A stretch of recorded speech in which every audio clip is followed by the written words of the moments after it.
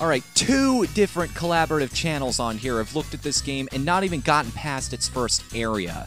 I'm getting a bit miffed that a great platformer isn't getting the love it deserves. So without further ado, here's the full story on Plok.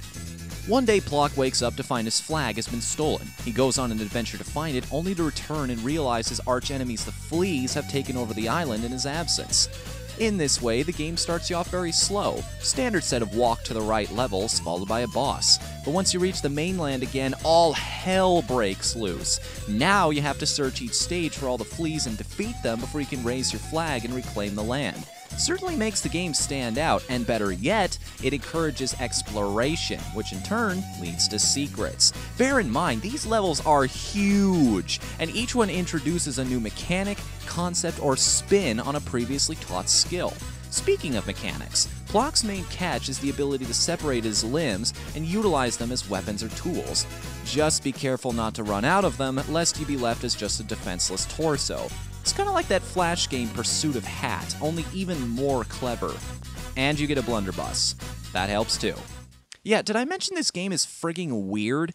I mean, it's pretty tame compared to some of the stuff I've seen since I was 7, but when you're fighting balloon monsters and guys with mouths for heads with a dude who makes more limbs fly than a Mortal Kombat character, it warrants the raising of at least one eyebrow. But oddly enough, that weirdness is part of what makes Plok so great. The world is so odd, yet so realized. It's a place with a history and stories to tell. I always like how they gave you a view of the entire map at the beginning, so even if you weren't good enough to reach the stage yourself, you could still catch a glimpse of what it might be like. Yoshi's Island did that too, and it's always appealed to me. Speaking of appealing just to me, when Plok gets back to his house for the first time, you think, huh, just one flea, eh? I could take that.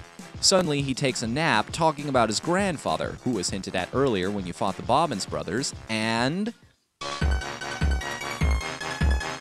oh yeah, you know I'm a big sucker for this old-timey stuff, and an even bigger sucker for clever design. Rather than just tell you the game's backstory, you live through it. That's perfectly intuitive design on its own, but when the creative team is having this much fun with it, it just puts that game over the top. And I should probably stop there. The point of RTGs is showing off these games, yes, but also to encourage other people to play it for themselves. If I gave away all of Plok's secrets, it wouldn't leave anything left for you guys. This was one of the first games I ever beat as a kid, and trust me, I earned that victory. This game could be downright sadistic at times, but never to the point where I stopped playing or wanted to quit. What it came down to is the continue system.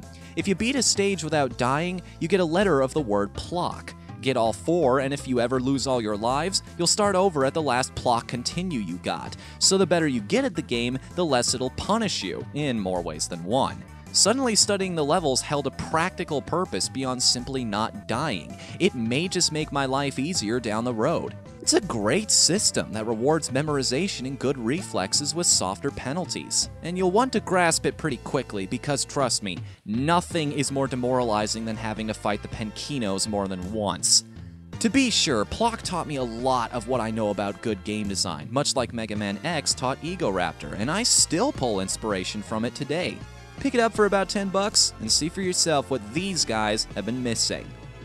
The one very important question remains. Why was there never a Plok and Rayman crossover?